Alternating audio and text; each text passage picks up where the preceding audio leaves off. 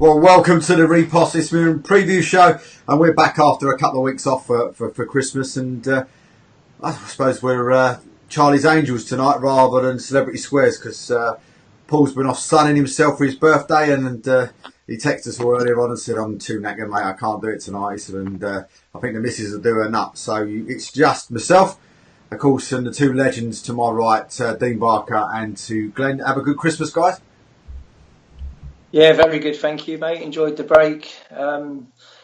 Just took the 16 days off work, mate. So yeah, refreshed and back into it now, mate.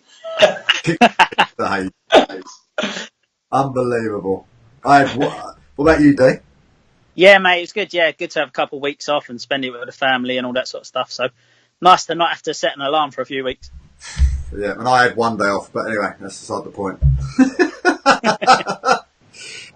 Nice. But there we go. So if we look at the points where we are at the minute. So at the minute, Glenn's on 25, Dean's on 34, Paul's on 36, and I'm on 39. Glenn had the best week of the last time round, so he gained more points than all of us. I think he got about 6 or 7 in the last time round. So that's why we let him off wearing his Santa suit. I was going to put it on, mate. But all good for you though, guys. Nothing in the pipeline yet, job wise. I'll let you go, Dean. No, not at the moment, mate. There ain't no jobs out there really, to be honest. But yeah, just watching games, keeping in the loop, and yeah, just waiting for the next opportunity, really. Yeah, pretty much the same as Dean. I've watched 1 or 2 games. Could have got to a few more, but like I said, I wanted first Christmas that I haven't had to go out for Boxing Day games, New Year's games. So yeah, I enjoyed the break, but I had 1 or 2 offers. Not quite for me. I think my next decision I make regarding football has got to be with an ambitious football club. So, like I say, hopefully if we're back in, we're back in, and hopefully it's not too far away. I suppose one of the biggest things that happened, I suppose, especially from the Bostic side, or one of the horrendous things that could happen for anybody, I suppose, over the Christmas period or at any time. And of course, and send all our best wishes and condolences to the Richardson family at this tough time for them. And fantastic to see Tom in his last couple of games banging in the goals as well. Of course, in memory of his sister. Yeah, definitely. I tried to sign Tom, and he's such a lovely guy, and my thoughts and prayers go out to him and his family. Horrendous news, and I hope they all pull together and get through it as well as they possibly can. Yeah, echo what Glenn says. Obviously, everyone knows I'm a big fan of Tom, so yeah, I wish everyone well. We go on to the games. To this week's games, we've got Worthing against Lewis, Mersham against Enfield Town. We've got Basildon against Tilbury, Tooting and Mission against Hayes. We've got Egham versus Chalfont St Peter, Phoenix versus Hastings United, Three Bridges versus VCD, and Morden and Tiptree versus Grays. So I suppose starting off first, Worthing versus Lewis, and both sides were in some good form before Christmas, but I don't know, they seem to have just dropped off a little bit, or am I wrong? I'm a big fan of Worthing. I think they get the ball down and play the game the right way. And I'm a little bit surprised they haven't got more points on the board and really challenging for the top spot. I remember last year they had a little bit of a poor start, didn't they? Because they've had to play so many games away from home. But this year, looking at them, sort of like 11 points off top with a game in hand, win that, they go 8 points off top spot. But yeah, I'm a big fan of Worthing. I love the way they go about their business. They introduce youth at every given opportunity, and they definitely play the game the right way. Well, yeah. George Pope's just tweeted and said Sittingbourne are after a new manager. So I think they appointed someone today, didn't they? I've no idea if I'm honest. I just had that come through just at the bottom of the screen. So just yeah, I think if I'm not wrong, I think they appointed someone today. So you was going to say, Dean? Sorry, mate, I interrupted you there. No. I was just going to say, like two clubs with great support as well. Like I said, when we went there with Wingate last year to Worthing, it was pouring down. One of the sort of wettest days of the year, and there's still 800 people there. So yeah, fantastic support. And yeah, you say sort of maybe dropped off a little bit. Lewis had got a good point at Enfield Town on Saturday. and Margate equalised late on against Worthing. So both teams could have nicked the 3 points on Saturday. Yeah, I'm just looking at their form in the last 5 games. Literally, Lewis 5, Brighton C 0, Mersham 3, Lewis 2, Bognor 2, Lewis 2, Lewis 0, Burgess Hill 3 in a big shock. Enfield Town 1, Lewis 1, scored 10, conceded 9. Worthing lost 2-0 at home to Bognor, then they lost 2-1 away to Burgess Hill, won 2-0 at home to Corinthian. Margate 1, Worthing 1, and then Whitehawk 1, Worthing 2. Scored 6, conceded 6.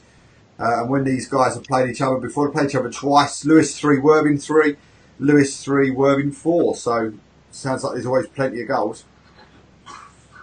Yeah, it'd be an interesting game. I think, like I say, goals galore, and Lewis. I mean, I've never come up against Lewis as a manager, but I've sort of like watched their results over the last few weeks and over the last couple of seasons, and they're definitely a club who seem to hit good patches at the right time, don't they? And I think that'll be a tough game for Worthing tomorrow. Chris Lynch has been appointed as the sitting ball manager today. So just so you know, that's blown up in front of me as well, in front of the screen. So that's who's taking it over today, Chris Lynch.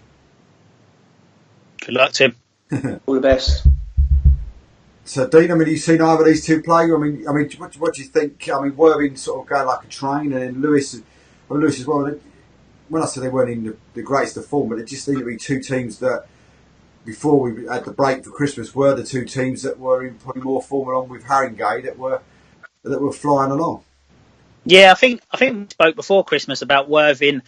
As Glenn said, they're very young, and would that sort of affect them in the final push, and would that cost them games maybe to get in the playoffs? But if you look at the top 3, Haringey, Kingstonian and Dorking, you'd imagine those 3 would either win the league or get in the playoffs. So there's only 2 places up for grabs. So it's going to be very tight towards the end of the season, and Worthing and Lewis are obviously going to have to finish strong to get in the playoffs. Mm. I think you look at I think Folkestone, I'm very surprised how Folkestone's season's gone this season. I really thought they'd have been one of the front runners again this year, and they're capable of putting a run together to gate crash those playoffs as well. But I'm with you, Dean. I think if whoever finishes above Haringey, Kingstonian and Dorking have had a very, very good season, because those 3 teams, I'm not sure what Haringey's budgets would be like, but Kingstonian and Dorking we know have got a few quids. And whoever finished above either of those 2 teams have done very well to reach the playoffs. I mean, we've got to speak about, I suppose, before we ask you scores and that on that game, but we've got to talk a little bit about the top, I suppose. And Haringey just on fire, and if they're on fire, what is going on at Tonbridge? Well, I said to you before, I'm good friends with Steve, and I speak to Steve a fair bit, and there's a lot that go on at football clubs that we don't all get to hear about. You know, budgets, 12th man, budget cuts, you have to release players. I mean, I see a tweet following the debut, I think it was yesterday, sorry to see a player go who he's got a lot of time for. But to strengthen his squad, he's got to release players. At other clubs, like your Dorkins and your Kingstonians, maybe that's not the case. But, I think with Steve and I think with Tunbridge supporters, I know they are a big football club, and they do demand and they feel they should be playoffs every season. But, when your hands are tied and money's taken back and your budget's cut and you rely on your supporters for your 12th man to bring in that extra player, I think sometimes as supporters, you've got to look at the bigger picture and say, hey, with the resources he's got, he ain't doing a bad job. But he has been on a bad run. But he's been on these runs before and he's got himself out of them. Mm. Yeah, absolutely. Yeah, we went to Tunbridge last year on non-league day with Wingate, and it's a great crowd, lovely setup over there. And yeah, like Glenn said, Steve's been about. He'll get them out of it, no doubt. So what we're looking at then, Worthing against Lewis, and what do you reckon is going to be the score in there? I'm going to go for 2-0 Worthing. I'm going to go 2-1 Worthing, as it's at Worthing. On the Astro. I missed that Astro. Well, Paul's gone 2-1 also to Worthing, and I'm going to sit there and say, well, looking at previous scores and whatever else, do you know what, I want to go for something really, really silly and go for a 3-3 draw. You never know. You never know. The easier way of sitting on the fence rather than a 0-0. But and to win 10-0 in the next leg. Well, you say that, but I had somebody on the radio this morning turn around and say that if Burton get an early goal, it could make it interesting. You think you're having a laugh at it? You probably just annoy them. Mersham against Enfield. I mean, talking to teams in form, I mean, Struth, they're in a little bit of form at the moment, Mersham, aren't they?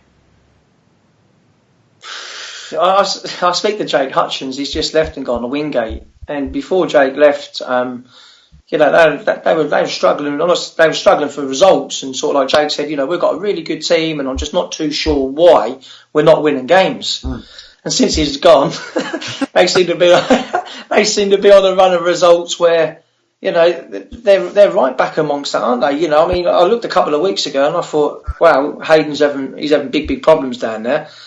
But he's now sitting 3 points out of the playoffs. Crazy. Just goes to show what a good Christmas period can do. 12, 15 points over in December over Christmas, and you're right bang back in there. Yeah, I know. I speak to Jake as well. I was speaking to Jake the other day, and he said he was playing there all the time. He's gone to Wingate. He ain't playing now, so he's Jake, good lad, and fair play. They seem, I don't know, from the outside, Merchant seem to sort of change their squad up quite a bit throughout the season. They're always sort of announcing a signing and someone's left, and they seem to freshen it up, and they're on a great run at the moment.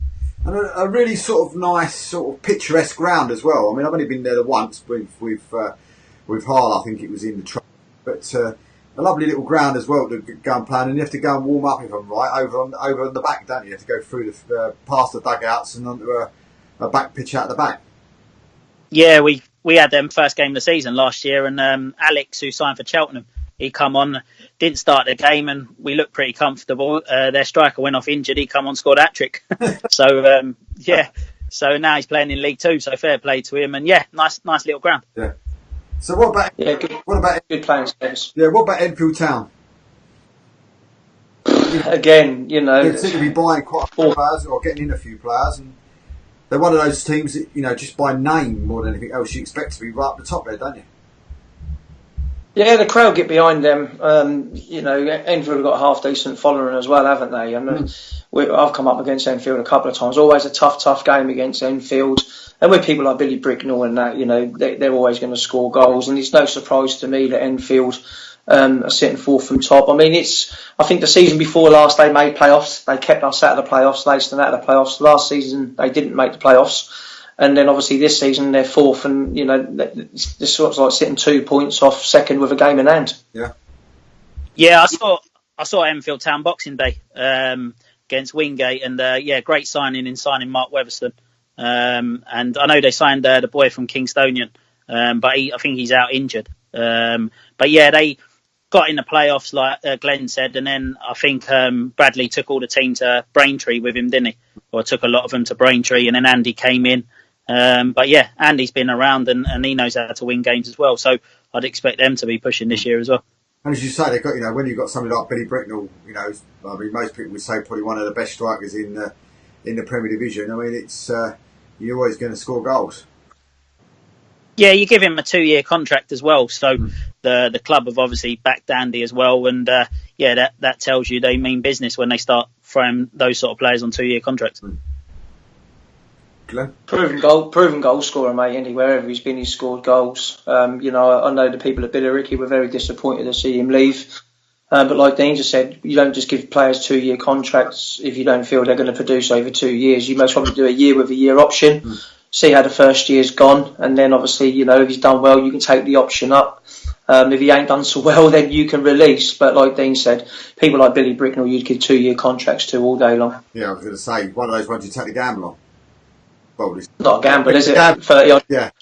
Not a gamble. 30 odd goals a season, man. Isn't he? I don't see that as a gamble. And like Dean said, where you get him supply and you get the ball to him, and the lad score goals, doesn't he? Yeah, absolutely. So what are we going for with this one? I'm going to go for an Enfield 2-1 win. I'll let you go first next time, Dean. I'm going to go 1-1. I think I'm going to go 3-1 Enfield. And Paul went 3-2 to Enfield in that game. I suppose the next one is a tale of two teams, I suppose, in the north, because at the beginning of the season, Tilbury struggling down the bottom ends of the table, struggling to get even a win. Basildon absolutely flying, and looking like they probably won't ever lose. And then we look at a couple of months later, and it's completely turned around the other way. Yeah, obviously they cut the budget at Basildon, and the Basildon manager who got him up last year has gone to Tilbury. So obviously taken some of his players with him. I know Neil really well, the Basildon manager, and yeah, I mean it's a difficult job for him to take on. I mean they've lost a lot of players, and he's going to have to sort of rebuild his side, so it will take him time. But yeah, you got to fancy Tilbury probably on Saturday. And of course, as you say, Mark, going back to Basildon. I think like you say, when the manager joins another club, he usually try and take the people he knows best and who he can trust and who he feels will do the best on the football pitch for him. And he's obviously took a few players from Basildon to Tilbury. And, old players going back to your old club, you always want to stick one on them, don't you? So I can't see nothing more than a Tilbury win. Yeah, I must admit, I'm the same sort of thing from my end, I must admit.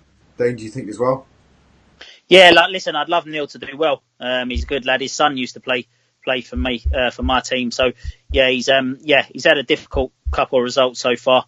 I know they've been in games, but they sort of just lost them at the end. But yeah, hopefully he can do well there. But I feel Tilbury will probably get the win on Saturday. But do you think Tilbury may have enough to squeeze in playoffs or not? Well, is it about 9 points off the playoffs? Yeah, I think it's, well, like you say, if you go on one of those runs where you win 6 or 7 on the bounce, suddenly you're in there, aren't you? Yeah. Still enough games to go. We're only in January. Would you fancy him, Glenn? Like I said, I don't really know too much about Tilbury, to be fair. All Basildon, like I said, I haven't managed in the north, so I haven't really come across these two teams or even seen either of these two teams play. But looking at the league table, and looking at the goals scored and goals against, you look at Tilbury, scored 34, conceded 34. How many of them have been in the last 10 games would be interesting. And then obviously you look at Basildon, scored 32, conceded 24. Scored 24, conceded 32. So you can see how they're switched around, can't you? Tilbury on the up, Basildon on the way down. And like I said, I can't see nothing less than a Tilbury a win and a comfortable win. Would you agree that? I mean, what can Basildon do? Will Basildon be up because of course they're going up against their old manager? And there's got to be some players there, and Lee Connors has just put a comment on as well. I mean, so the chairman will be in there surely, and rallying the troops. I would have thought beforehand, and would that make a difference because they're coming up against their old manager? Yeah, it adds a little bit of spice to the game and stuff, doesn't it? I imagine the chairman was happy with what he'd done at Basildon, getting them promoted and stuff. But like I say, I know Neil really well, so I'd love him to do well. But yeah, at Basildon, it's their first year back at Step 4. I'd imagine now, after sort of what's gone on and stuff, they're happy to sort of consolidate and stay at Step 4 for next season, and see how they go next year. I think it's going to be interesting. I think that could be the only spanner in the works, because it depends on how sort of ramped up the boys are to go up against the old manager. And I think that could be something that could, I don't know, possibly may not make it as easy as what we might think it might be for Tilbury. I'll let you go, Dee. Like I said, I don't know a great deal about these sides. You don't know any more about me. These sides than I do. I just think Tilbury will be too strong for him on the day, but obviously, with the connections and stuff, I hope I'm wrong on this one because I'd love Neil to get the 3 points. But I think Tilbury would be too strong, and they'll probably win 3 or 4-1.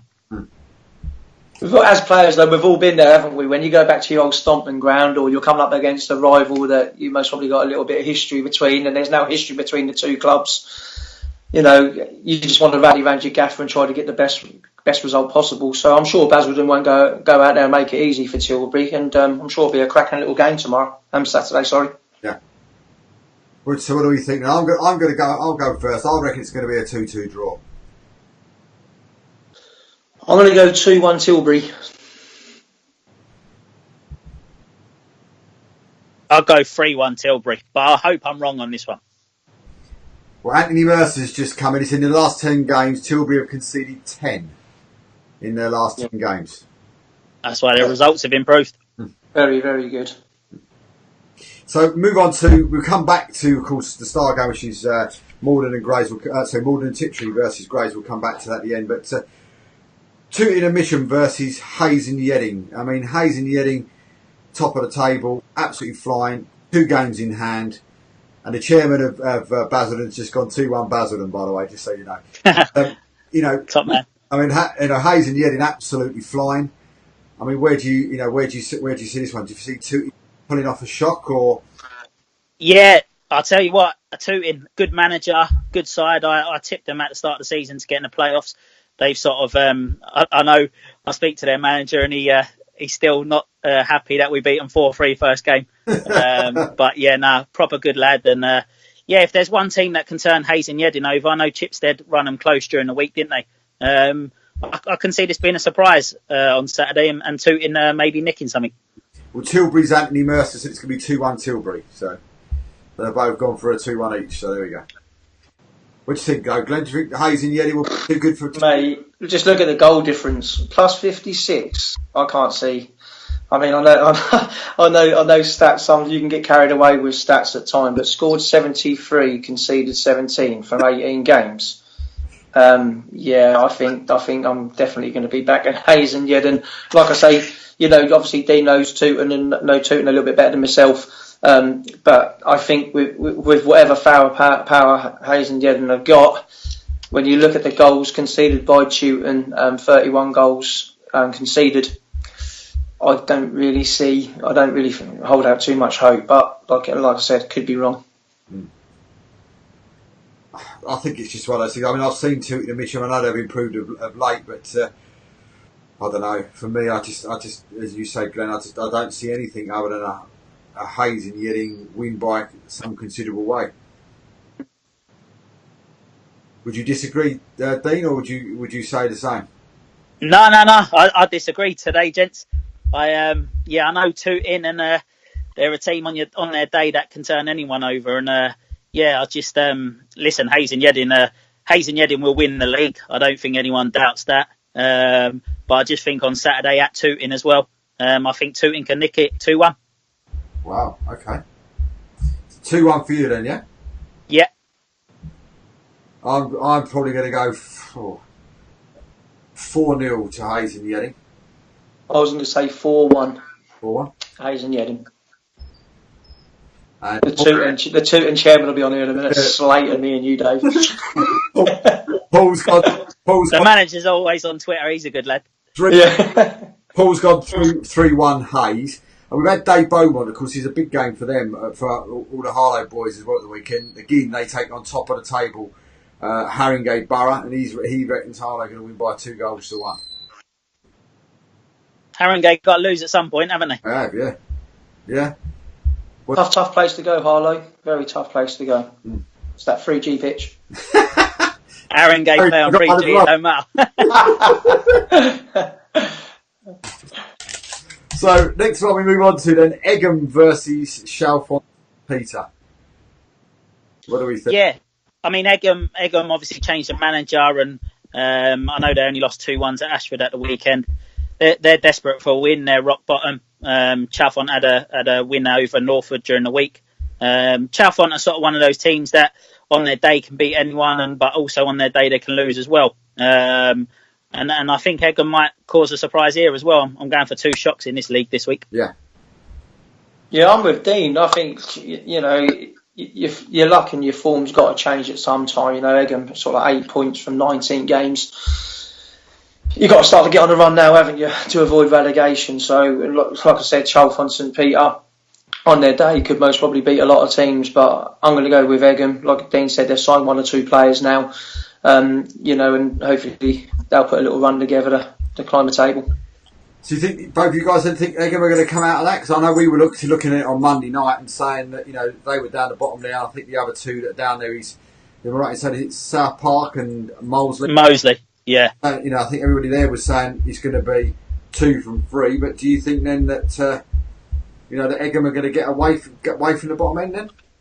Yeah, I mean Egham have got a decent budget as well, so you'd be surprised for a team that rock bottom. So they have sort of got a bit of dough to go and sign one or two, and I know they've had 3 managers might be 4 managers this season. So at some point they've got to settle, and I wouldn't even know how many players they've used this year. Yeah.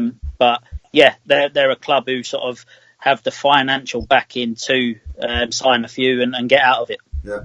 Well, Jake from Harlow Towns just said he reckons it's going to be 3-0 to Harlow. So the Harlow fans are very confident about facing the league leaders or the runaway leaders at the minute in the Haringey Borough. But we'll come back to that game later, actually. Top boy, Jakey. Yeah, he is indeed. Yeah, he's absolutely. He spoke extremely well on Monday night, and and I think he should be really proud of himself. I know he was very, very nervous before we went on air, but it was like the Peaky Blinders special. I don't know if you saw it, but I see their hats. Buy one get one free, wasn't it? Yeah, I see it. I see it. I was just looking for the blades at the front. me and you need one, Glenn. Oh, you're not wrong. It was like, okay, fair enough. But I mean, so what do we reckon score wise then on this game? I'm going to go 2-1 Egham for me. I'm going to go 1-1. I'm going to join you, Dave. Yeah. 1-1. One that I suppose is a big, a really big game in Keith's League, of course, this weekend, and that is Phoenix versus Hastings. I mean, this one for me just sounds like an absolute humdinger of a game. I mean, what are your feelings on this one? I mean, it's 2 really good sides. Glenn loves this league, so I'll let Glenn go first. No, I was waiting for you to go, mate. Like I said, you know what? Honestly, right, people, you need to get on the map and realise where I live. I live in Ipswich. We've got about 7 clubs in Suffolk, right? Anything past Brighton to see, mate, I struggle. And it's from a man that sells motorhomes as well. Yeah, well, motorhomes and caravans, mate. Just because I sell motorhomes and caravans, don't mean it's just someone who go to places like Egham and Tootham with them. Take it away, Dino. Help me out. Right, Hastings. Again, good. Having a good season, isn't they? They've just clawed Cray back a little bit, and obviously Hastings get big support. Phoenix, I think Phoenix are 9th or 10th in the league. Yeah. So yeah, I would still fancy Hastings to get a result on Saturday. And I mean, you just mentioned, I know it's not the 2 teams we're talking about, but in Cray, they've had some real sort of, I know that you get your own luck, but they've had some real luck of late, haven't they? I mean, another last minute goal, I think, against Three Bridges during the week as well, or last weekend as well. So I mean, they're having some, they're certainly getting a little bit of the rub of the green, shall we say?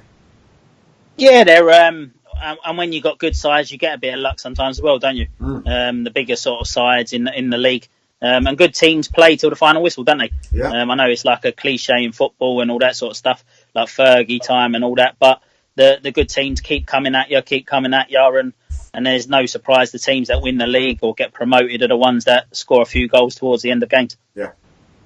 And I think, Hastings, I suppose, at the beginning of the season, Hastings were one of those ones that you possibly might have looked at and thought, well, they're going to be pushing for automatic promotion, and probably Phoenix, one of those ones that you'd expect it to be in or around the playoffs. Yeah, I mean Hastings, what they get Saturday 400-500. They always get good crowds at home, and they would sort of sit comfortably in the Bostik Prem with crowds like that. So they'd get even more if they went up. So good club, and yeah, Phoenix. Like you say, with what is there, 15, 20 games to go, if any team goes on a little run now, they can be up there. And Phoenix, of course, one of those clubs as well, I suppose, a real sort of like, I think I've only ever been there once, know the chairman, quite well as well, in Andy Mortlock, and it comes across as being one of those real family clubs as well, real strong family ties in the club, and it comes across as being a really lovely club to be, to belong to.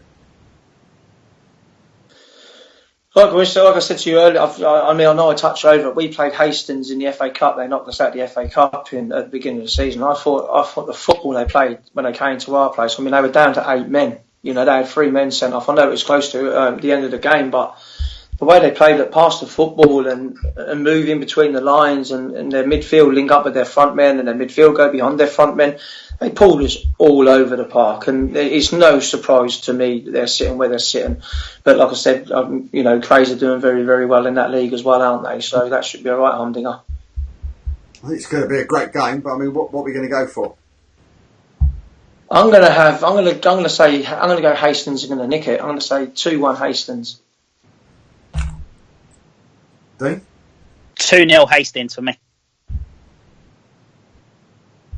And Alex Teniola in that game. I've got a sneaky suspicion for possibly a 2-1 to Hastings, and maybe they may just think that. Paul's gone for a 2-1 Hastings as well. So the next game in this league is Three Bridges versus VCD.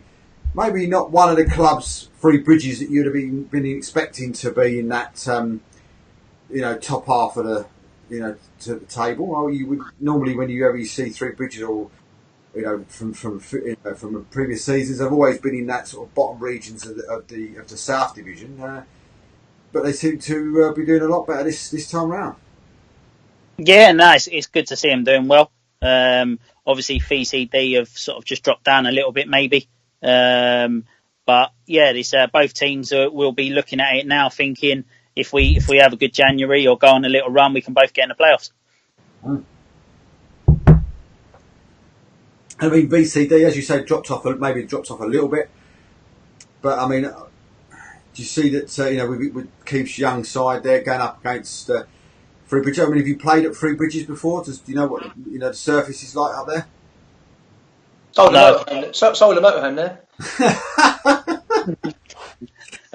Nah, I haven't been there, mate, to be honest. No, never. I'll be honest. No. I wouldn't know where it was, but I know that.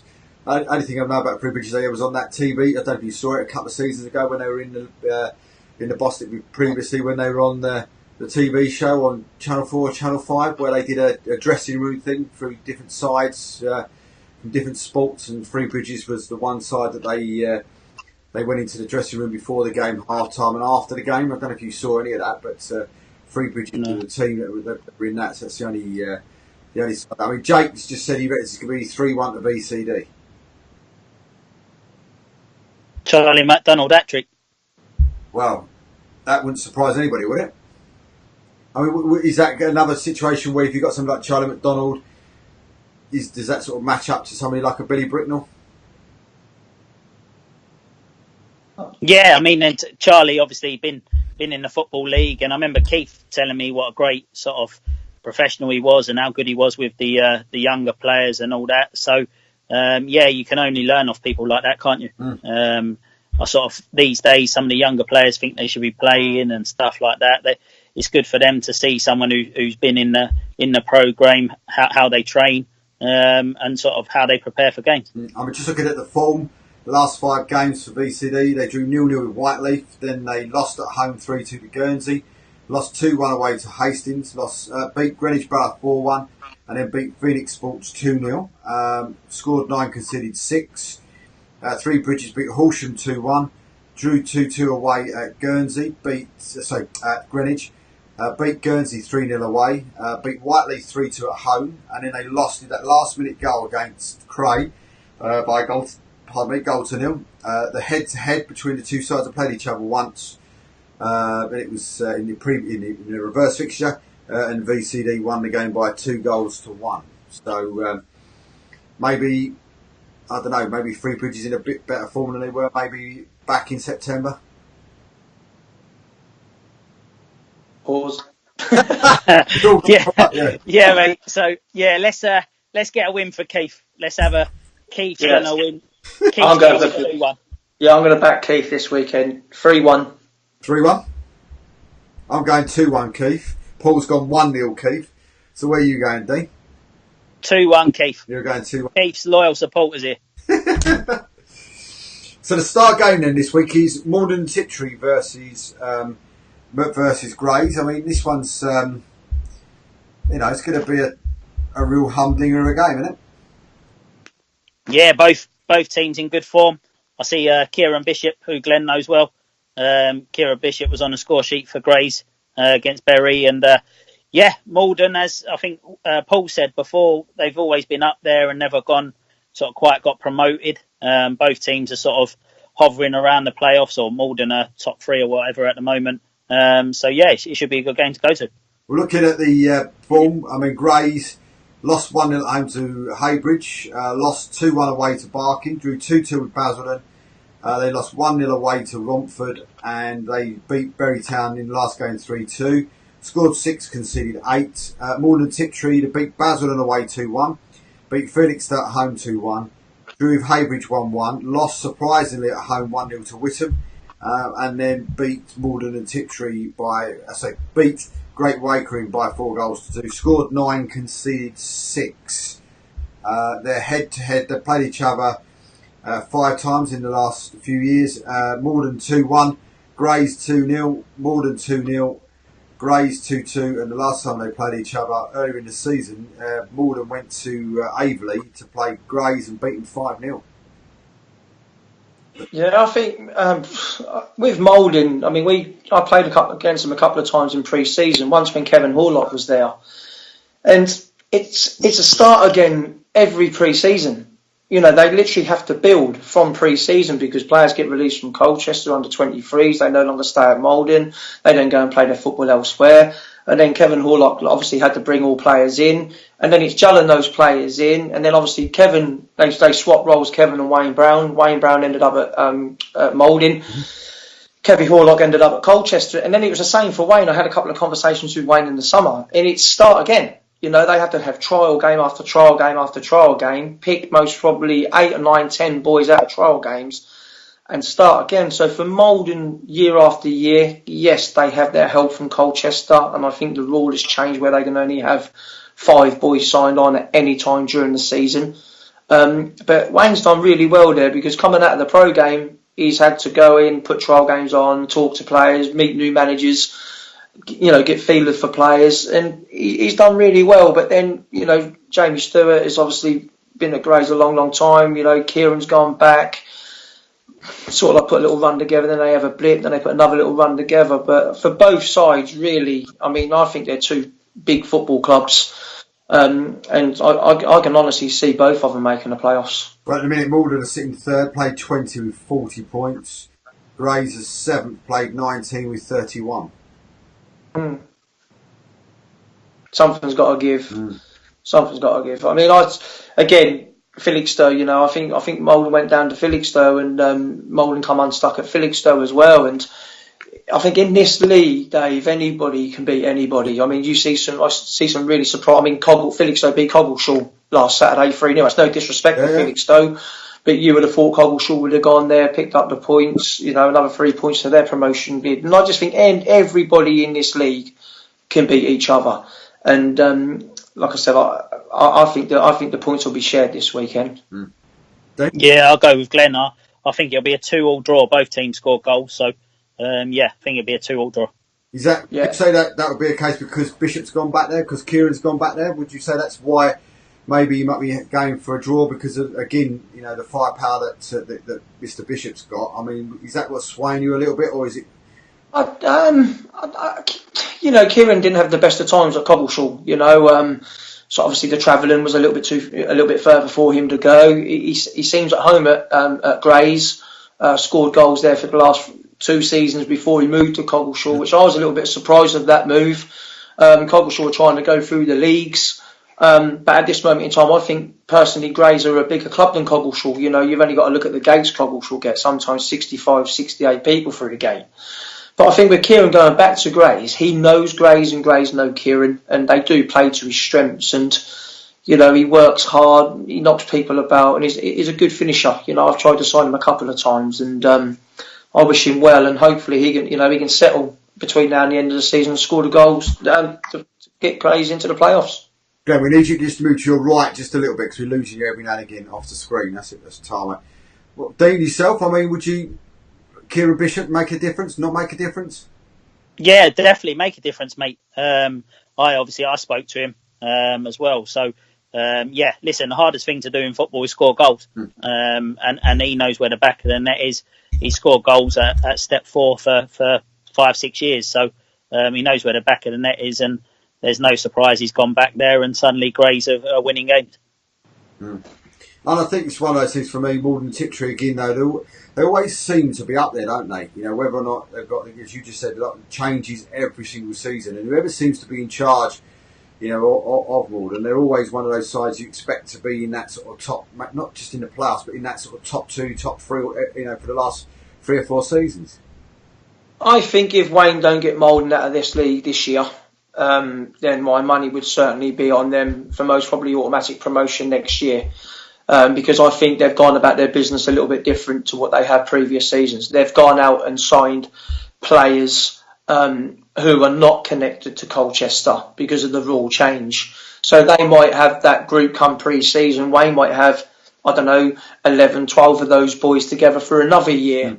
But like I said before, to go into a football club from Colchester under 23s and people say, oh yeah, but he's got this budget, that budget and everything else. We're talking about a guy who's been in professional football, who's had to step out of professional football and build a side for promotion, because Maldon want promotion. They want to get to step 3. That's the ambition and the minimum they want to be at, because it attracts other players out of the Football League, drop down to step 3. I think when I was in charge of step 3, I found it better to get players out of pro clubs, and then other managers I spoke to have step 4 because of the levels, obviously. So I think Maldon need to get out of this division, and then I think they will attract the better players, and I think they've got the financial backing, because I believe the chairman at Colchester runs Maldon or owns Maldon, so you can see why they need to close the gap between their sort of like first team and their backup club as such. Dean, I mean, so where do we see this one going then? Do we see a home win, a draw, away win? No, 2-2 for me. I think a draw. Glenn? I'm gonna go. I'm gonna go 3-2 Maldon. Paul's gone 3-1 and to Morden, and I've gone 2-1 to Morden. So I think it's just going to be an interesting game. I think it's one of those games, if you was a neutral and you've not got a game to go and watch, that you may want to go down to Morden and watch that one at the weekend, because I think that one could be quite a decent game of football on Saturday. Yeah, guaranteed goals by the looks of it. Well, let's have a look at some of these other games that have been played at the weekend. Just get quick thoughts on some of these, especially in the Premier League division. Burgess Hill Town versus Bognor Regis. I mean, Burgess Hill have had a couple of decent results of late, surprise results as well, and Bognor a couple of bad results as well. I mean, Bognor, of course, losing at Brighton Sea during the week as well. Yeah, tough place to go, Burgess Hill, isn't it, Glenn? Yeah, it's a very, very tough place to go. But I read the Bognor Regis manager's notes that they just didn't turn up at Brighton Sea, and I think that's for me personally, I think that's a little bit disrespectful, because Brighton Sea, believe me, that's a tough place to go. When Billy Hunt, Aaron Condon and people like that, you're not just going to turn up at Brighton Sea and win football matches. And Burgess Hill are exactly the same. These teams are at step 3 for a reason. And, I thought that was a fantastic result for Brighton Sea, beating Bognor. And, I do agree with these football clubs when they've got to do a 300-mile trip to get to Brighton Sea midweek. I think it's a little bit too much, this level of football, but it is what it is. But yeah, I think with Bognor, I think they'll look to bounce back. Personally, I can see Bognor bouncing back this weekend. Dean? Yeah, I think it'll be a draw. Yeah. Like you say, at Burgess Hill, it's a tough place to go. And yeah, Burgess Hill had a couple of good results recently. Yeah, I think it'll be a tight game and maybe a 1-1 draw, that one. Crickfield Casuals, of course, they're going to be playing Leatherhead. Folkestone the Victor, they're going to be playing AFC Hornchurch, who got into the semi-finals of the Essex Cup during the week as well. So, I mean, that's going to be a tough game, of course, as well, with the man game from the Abbey to Hornchurch as well. Change of manager there. That's going to be a good old humdinger of a game as well, because he's got, I suppose, he's taken 5 of the Walthamstow players, where he's Thurrock players. So that's going to be a tough one for Folkestone. Because Hornchurch should be the draw kings at the minute. Like I said, I'm just shocked that Folkestone haven't got more points on the board. I thought they were one of the best sides I see last year. And when we went to Folkestone, we got a good hiding, to be honest, and it's going to be fruitful for one, because I know folks are going to look after themselves. If they do get mixed up a little bit, folks have got players in there who can dish it out as well. So yeah, it should be a tasty game. Yeah. Folks, and we got hammered there last year as well. So I agree with you, Glenn. Yeah, we got stuffed 5-0 there. I think it was last year. So and Mark Stimpson, yeah, they put themselves about his team. So yeah, it should be a good game. Well, I think we just lost Glenn. I think his battery's run out on his iPad charger. So I think he's forgot he's got a charger and he can plug it in. But just go through a couple of the others. Dean, while me and you are still here at least.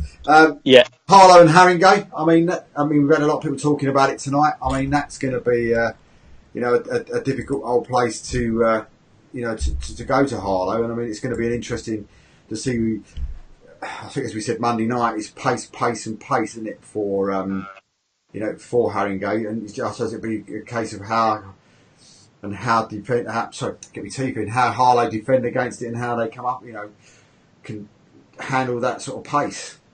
Yeah, and like you say, Haringey have won 12 out of 13 games. Listen, they're going to be up there if they don't win it. But will they keep winning? At some point, they're going to lose.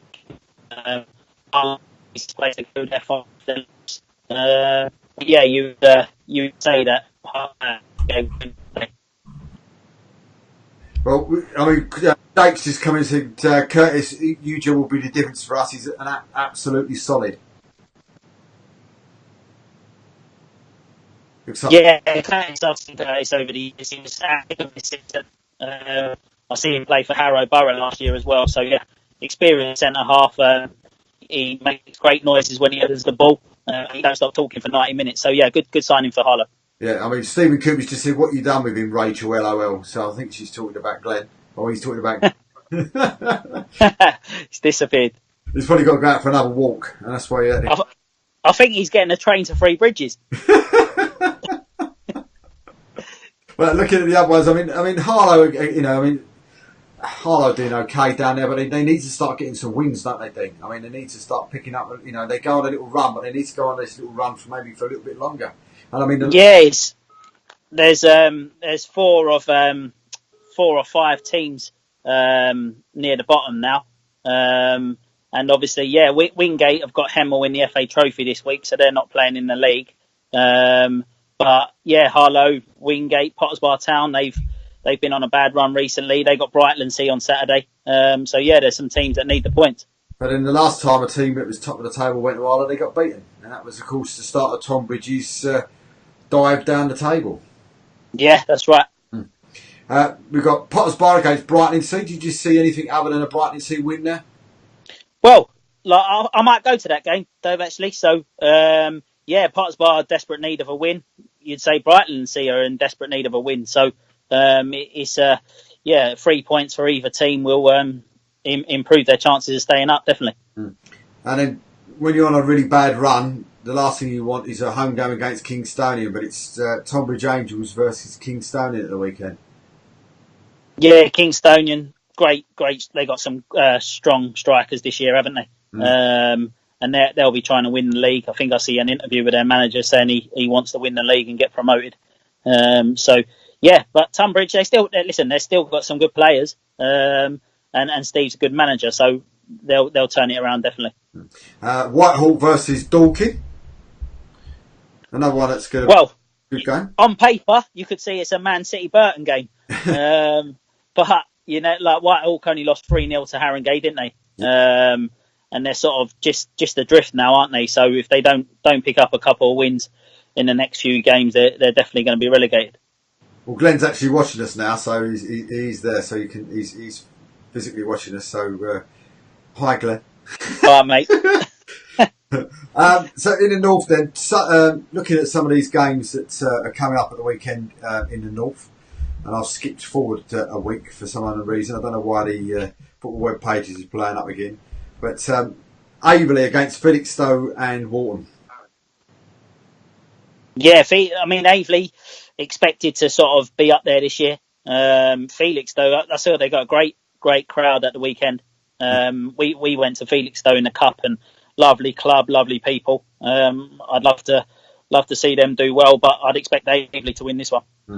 But of course, Felixstowe looking for the double because they were one of the sides that have actually beaten Aveley in the league this season. So be really interested. And I think that from what I was told, that when they went to Felixstowe, put themselves about a little bit, and Aveley didn't like it too much, and that was what maybe swung it in Felixstowe's favour. So it'll be an interesting game. I mean, I'll be there hopefully. Work depending, of course. I'll be there on Saturday.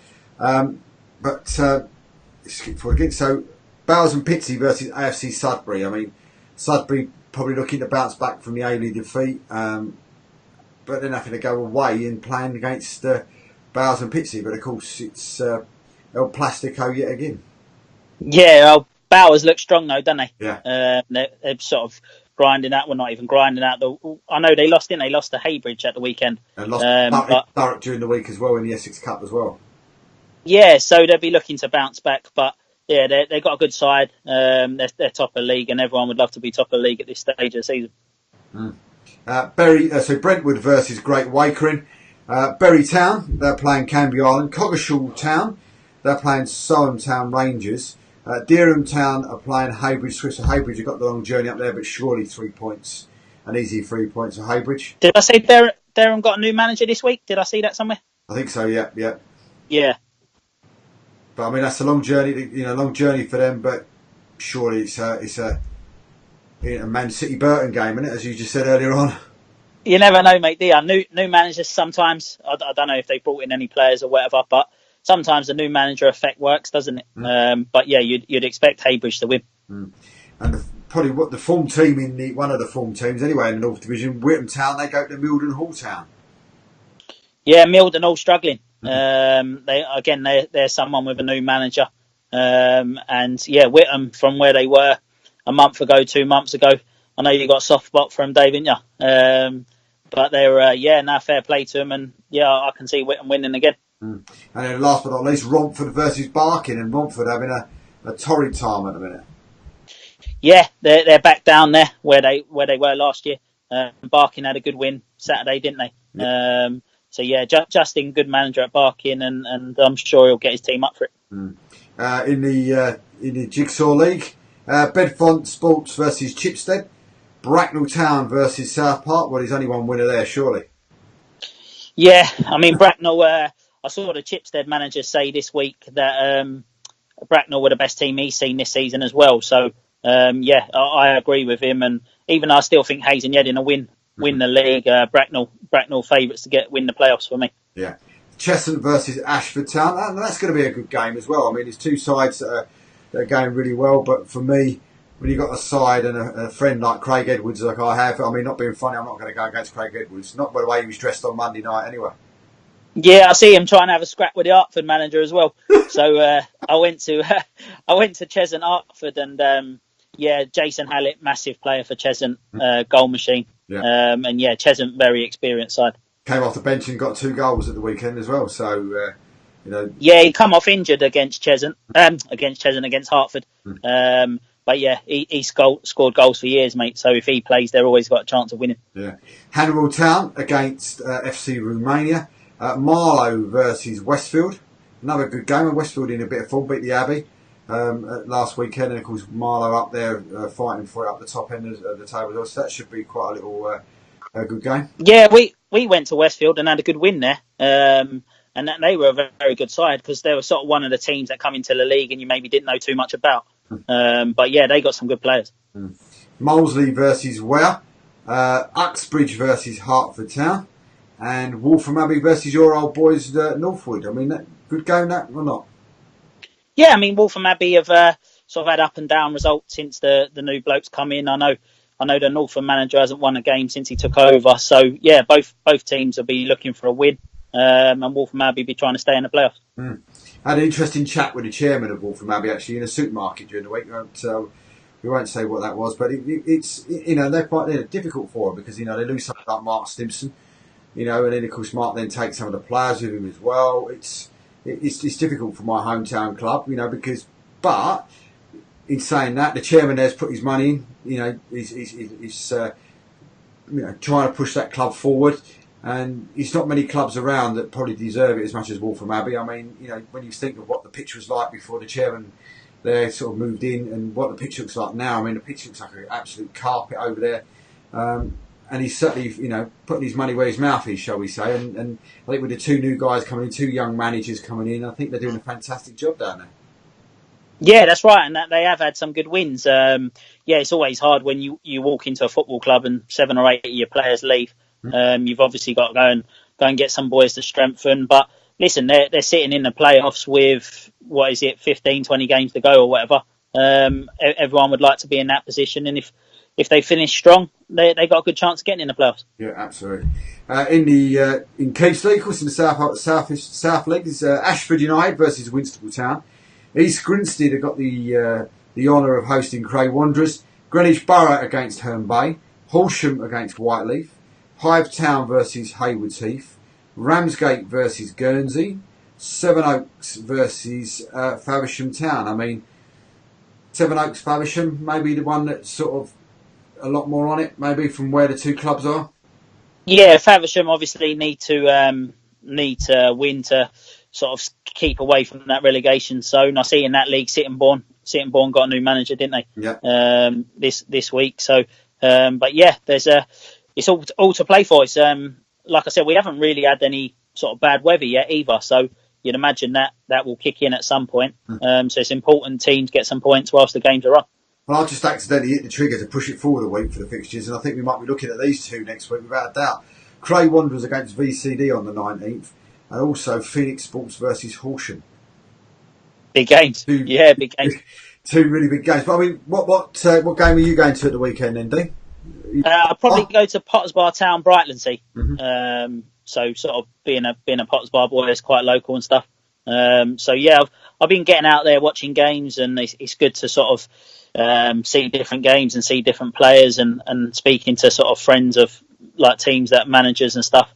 So yeah, just looking forward to it, and obviously it's nice not to have the pressure of having to win at 5 o'clock. But is it still frustrating for you and Glenn and Paul, of course, as well, that jobs come up and jobs get taken, and you're still not got, you and Glenn and Paul still not got a job?